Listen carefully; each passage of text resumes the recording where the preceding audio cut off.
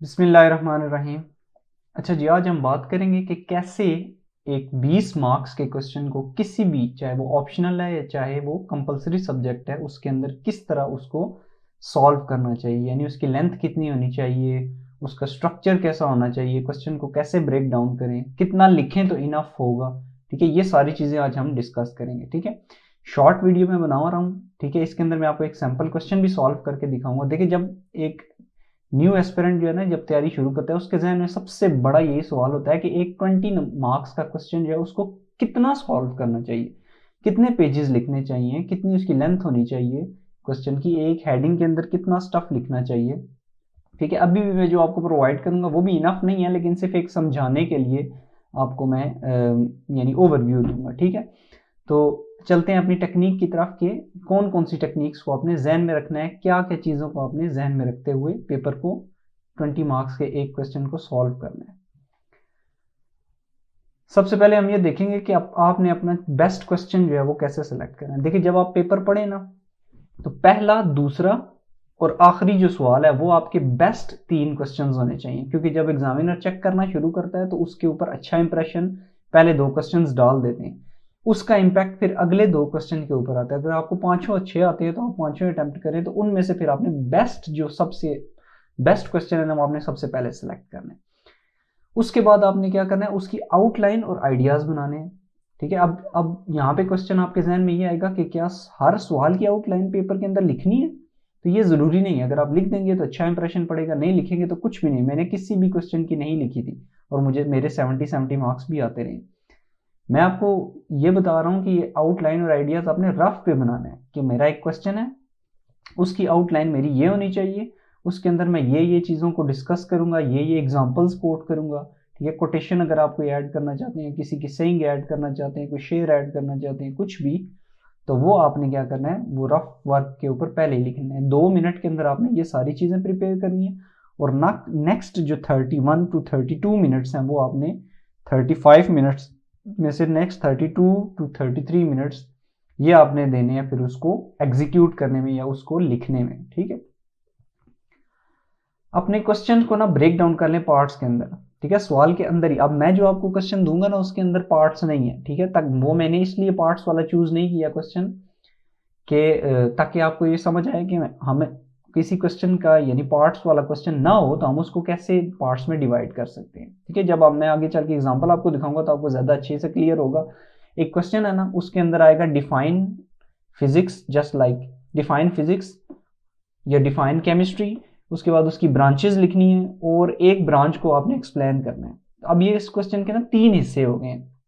आप देखेंगे मार्क्स की डिस्ट्रीब्यूशन भी नीचे लिखी होगी, अगर ना भी लिखी हो तो आपको पता होना चाहिए कि जो मेन बॉडी है वो उसकी ब्रांचेस की बात है, एक जो एक्सप्लेन करनी है आपने वो दूसरे नंबर पे है, और डेफिनेशन जो है वो सबसे कम लिखनी है। ठीक है, तो ये इस तरह आपने क्वेश्चन की ब्रेक डाउन करनी है, और अगर ना हो तो उसको भी ब्रेक डाउन करने का तरीका आपको आना चाहिए। उसके बाद यह है कि कम से कम कितना सॉल्व करना चाहिए, तो 3 साइड्स ऑफ द पेजेस।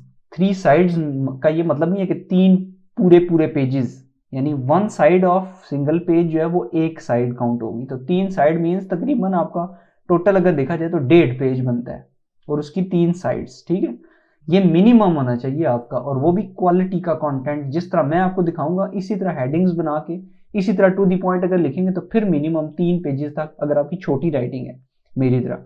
और अगर आपकी राइटिंग थोड़ी बड़ी है, यानी थोड़ा बड़ा लिखते हैं, खुला खुला लिखते हैं, तो फिर आपको मिनिमम 4 to 5 पेजेस लिखने हैं। याद रखिएगा कि अगर आपने क्वालिटी का कंटेंट लिखा हुआ है तो आपके 3 पेजेस पे आपको हर सवाल के, यानी जब चेक हो जाएगा तो 3 पेजेस वाले क्वेश्चंस के भी आपको 70 नंबर मिल जाते हैं। और अगर आपने क्वालिटी का कंटेंट नहीं लिखा हुआ तो आपको 10 पेजेस पे भी फेल हो जाते हैं। तो इस बात को ध्यान में रखिएगा, क्वालिटी मैटर करती है, क्वांटिटी मैटर नहीं करती। लेकिन फिर भी एक यानी नो हाउ होने के लिए या एक स्टैंडर्ड सेट कर ले कि कम से कम आप छोटी राइटिंग के साथ 3 पेजेस, और बड़ी राइटिंग या खुली राइटिंग के साथ आप कम से कम 4 से 5 पेजेस जरूर लिखें। जितना ज़्यादा लिखेंगे वो आपका ज़्यादा नॉलेज रिफ्लेक्ट करेगा। जहाँ पे आपको 12 नंबर मिलने हैं, अगर आपने क्वालिटी कंटेंट ज़्यादा लिखा है तो वहाँ पे आपको 13 नंबर मिलेंगे। तो इसी तरह हर सवाल के अंदर अगर आपने ज़्यादा लिखने की प्रैक्टिस की है तो हर सवाल के अंदर एक काउंट करें तो एक पेपर में 5 नंबर बनते हैं एक्स्ट्रा, कम लिखने वाले और ज़्यादा लिखने वाले में। लेकिन याद रखिएगा, ज़्यादा लिखने वाला क्वालिटी कंटेंट होना चाहिए। तो अगर आप 12 सब्जेक्ट्स पे इसको मल्टीप्लाई करें तो ये तकरीबन 60 मार्क्स बनते हैं ओवरऑल, अगर 12 सब्जेक्ट्स के अंदर ये ऐड हो तो ये बहुत बड़ा नंबर होता है। इन टेक्निक्स को आपने जहन में रखना होता है, ठीक है। और लास्ट में ये याद रखिएगा कि right maximum about main body of the question. जैसे मैंने आपको एग्जांपल दी थी ना, डिफाइन केमिस्ट्री, गिव 15 या 10 चलें, गिव 10 ब्रांचेस ऑफ केमिस्ट्री और एक्सप्लेन बायोकेमिस्ट्री, एक उसने कह दिया। अब देखें इसमें दो चीजें जो है ना वो सब हेडिंग्स हैं, सब पार्ट्स हैं क्वेश्चन के। मेन जो बॉडी है वो है 10 ब्रांचेस ऑफ केमिस्ट्री, ठीक है।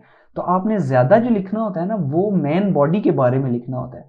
बाकी चीजें जो है वो साथ में ऐड अप जरूर करनी है, उसके नंबर हैं, लेकिन वो उसके लिए कंटेंट उतना ज्यादा नहीं लिखना होता जितना कई लोग ये करते हैं कि डिफाइन केमिस्ट्री उसको एक्सप्लेन करने लगते हैं, उसकी मुख्तलिफ फील्ड्स को एक्सप्लेन करने लगते हैं। ये आपने तब करना है जब आपको ओपन एंडेड क्वेश्चन आएंगे, डिफाइन एंड एक्सप्लेन केमिस्ट्री, वैसे मैं एक एग्जांपल दे रहा हूँ तो फिर आप उसको किसी भी लेंथ में लेके जा सकते हैं। लेकिन जब उसने बाउंड कर दिया कि डिफाइन केमिस्ट्री, अगला पार्ट ब्रांचेस का है और उसका अगला बायोकेमिस्ट्री का, तो आपने ब्रांचेस डायरेक्टली डेफिनेशन लिखनी है, एक आध कोई 2-3 लाइनों में। अगर आप एक्सप्लेनेशन को ऐड करना चाहते हैं तो कर दें, अगर नहीं भी करेंगे तो इनफ है, आपको डेफिनेशन के नंबर मिलेंगे, एक्स्ट्रा लिखने के कुछ नंबर नहीं मिलेंगे। फिर आपने डायरेक्ट हेडिंग देनी है ब्रांचेस की, और फिर 1 2 3 4 5 6 10 12 जितनी भी आपने लिखनी है वो लिख देनी।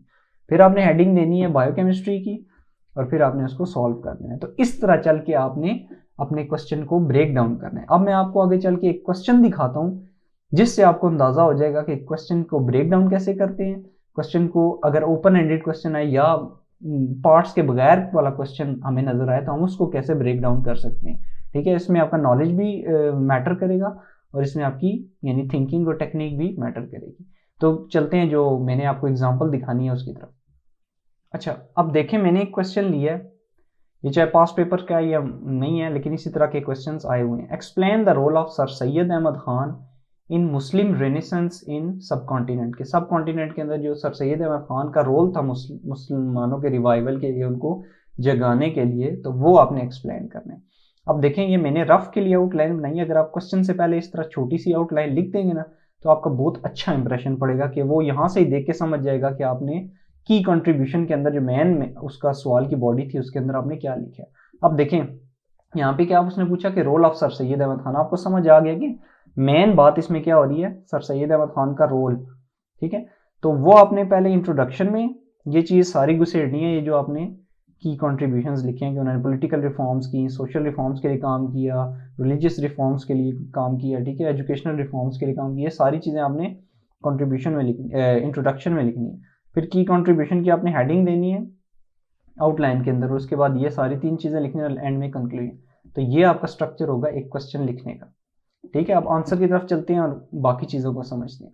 देखिए इंट्रोडक्शन में डिस्कस नहीं करूंगा कि यहाँ पे मैंने क्या लिखा हुआ है, सिर्फ मैं आपको बताऊंगा इंट्रोडक्शन आपने इतना भी लिख देना है, ये इनफ है, ठीक है। ये तकरीबन पेज के ऊपर अगर आप ओरिजिनल लेंथ में जाए ना तो तकरीबन यहाँ तक आपका बनेगा, ठीक है। जो जब आप हाथ से लिखना शुरू करेंगे तकरीबन इतनी सी जगह वो घेरेगा, ज़्यादा से ज़्यादा इतनी, ठीक है। इससे ज़्यादा आपने इंट्रोडक्शन को टाइम नहीं देना, आपने मेन हेडिंग की तरफ जाना है। फिर मेन हेडिंग के ऊपर आएंगे, की कंट्रीब्यूशन के बजाय आपने यहाँ पे लिखना है जो यहाँ पे सवाल डिस्कस हुआ था कि उसको देखते साथ ही समझ आ जाए कि इसने कहाँ पे वो चीज़ लिखी है। Role of sir Syed Ahmad Khan in Muslim renaissance in subcontinent, ठीक है। तो ये आपने हेडिंग देनी है यहाँ पे, और उसके बाद आपने नंबर 1 की हेडिंग देके पॉलिटिकल एंड सोशल रिफॉर्म्स, चाहे तो थोड़ा इसके बारे में लिख ले, नहीं तो आप सब हेडिंग की तरफ जाएं, ठीक है। पॉलिटिकल पार्टिसिपेशन और सोशल रिफॉर्म्स। उसके बाद रिलीजियस रिफॉर्म्स की हेडिंग दें, उसके अंदर आप उनका कंट्रीब्यूशन जितना भी है। अब ये सारी चीज़ें मैंने यानी चैट जीपीटी या बार्ड एआई से बनवाई हुई हैं, तो आप इसको चाहें तो पढ़ लें, नहीं तो आप खाली हेडिंग्स को देखें कि मैंने किस तरह की, और मैंने पेपर के अंदर इसी तरह लिखी थी, ठीक है। तभी आपके अच्छे मार्क्स आते हैं जब आप हेडिंग ज़्यादा बनाएं, सेल्फ एक्सप्लेनेटरी हेडिंग्स बनाएं, ठीक है। अब देखो यहाँ पे उसने लिखा मॉडर्न इंटरप्रिटेशन ऑफ इस्लाम, वो चाहे तो आगे इसको ना भी पढ़े, उसको समझ आ जाएगी कि इसने यानी इस हेडिंग के अंदर क्या बात की हुई है, ठीक है। फोकस ऑन कुरान एंड सुन्ना। अब इसने ये सेल्फ एक्सप्लेनेटरी हेडिंग बना दी है, वो चाहेगा तो इसको पढ़ेगा, नहीं तो वो खुद ही समझ जाएगा कि इसके अंदर क्या बात होने वाली, ठीक है। तो इनके पास इतना टाइम नहीं होता, वो अगर हेडिंग से ही जज कर ले कि इसने क्या लिखा हुआ है और पीछे से इंप्रेशन भी आपका अच्छा आ रहा है कि आप अच्छा लिख रहे हैं, तो वो ज़्यादा इसको फोकस नहीं करेगा, ठीक है। उसके बाद ये सारी यहाँ तक हेडिंग्स मैन लिखनी, फिर उसकी एजुकेशनल रिफॉर्म्स उनकी लिखनी है, ठीक है। ये 3 4 5 लिखें, ये जितनी लिखी हुई है ना इतनी इतनी इनफ है। अगर आपको थोड़ी आती है ना, यानी अगर आपको फर्ज करें 3 आती हैं, तो आपने क्या करना है कि उसको थोड़ा सा फिर यानी ज़्यादा लिखना है। यानी यहाँ पे 3 लाइन्स लिखी हैं तो आपने कम से कम 5 लाइन्स लिखनी है। ये अगर आप हाथ से लिखना शुरू करेंगे तो तकरीबन इतना इतना एक हेडिंग बनेगी, ठीक है। तो आप थोड़ा सा खुला लिखें, थोड़े बड़े बड़े अल्फाज लिखें, तो ये आपके कम से कम 4 पेजेस का ये कंटेंट मैंने आपको दिखा दिया, जो ये सिर्फ यहाँ पे चूँकि वर्ड में टाइप हुआ हुआ छोटा छोटा है, लेकिन ये एक्चुअल में 3 से 4 पेजेस का है। और फिर कंक्लूजन जो है ये मैंने चूँकि इंट्रोडक्शन जो है उसी को दोबारा लिख दिया, आपने कंक्लूजन को सेपरेटली लिखना है, ठीक है। और कंक्लूजन आपका ये होना चाहिए कि आपने प्रूव कर दिया कि जो जो आपने बातें की थी, यानी उस टोन के अंदर आपने लिखना है। तो इस तरह अगर आप एक क्वेश्चन को सॉल्व करेंगे ना, तो आपको हर क्वेश्चन के अंदर ना सिर्फ ये कि अच्छे मार्क्स मिलेंगे, याद रखें अगर आप प्रेजेंटेशन करेंगे एग्जामिनर के लिए आसानी पैदा करेंगे। और इस तरह खूबसूरत खूबसूरत एक बोल्ड पेन ले लें, ठीक है, उसके बाद अंदर जो बॉल पॉइंट है उससे बनवा लें। आपका अगर प्रेजेंटेशन अच्छी है ना, तो आपके पेपर के अंदर एक प्रेजेंटेशन का नंबर हो जाएगा। और अगर आपने क्वालिटी कंटेंट सही लिखा हुआ है, ठीक है, क्वालिटी का कंटेंट सही लिखा हुआ है और ज़्यादा लिखा हुआ है, तो एक नंबर वो हो गया। तो ये देख लें ओवरऑल अगर आप इसको मल्टीप्लाई करें तो 100 नंबर आपके बाकी लोगों से ज़्यादा आ सकते हैं। तो अगर आप जहाँ पे 650 को टारगेट कर सकते हैं, वहाँ आप 750 को हिट करेंगे, ठीक है। तो एक एक नंबर कीमती होता है, वो जब हर सवाल के अंदर एक एक नंबर ऐड होता जाए तो आप देखें वो कहाँ बात चली जाती है 100 नंबर पे। तो इन टेक्निक्स को आपने जहन में रखना है। ज़्यादा से ज़्यादा कोशिश करें प्रेजेंटेशन के ऊपर, ज़्यादा से ज़्यादा हेडिंग्स डालने के ऊपर, और जो क्वेश्चन के अंदर पूछा जाए एक्स्ट्रा फालतू चीज़ें लिखने के बजाय कि मैं बहुत ज़्यादा लिख दूँ तो अच्छा होगा, जो चीज़ लिखी हुई है जितनी आपको आती है वो वही लिखें और उसको ड्रैग करें, उसी को एग्जांपल्स ऐड करें उसके अंदर, यानी कोटेशन चाहें तो आप उसके अंदर ऐड कर सकते हैं, ठीक है। तो इन टेक्निक्स को अगर आप जहन के अंदर रखें तो आप मार्क्स बेहतरीन ले सकते हैं किसी भी 20 मार्क्स के क्वेश्चन के अंदर। Thank you.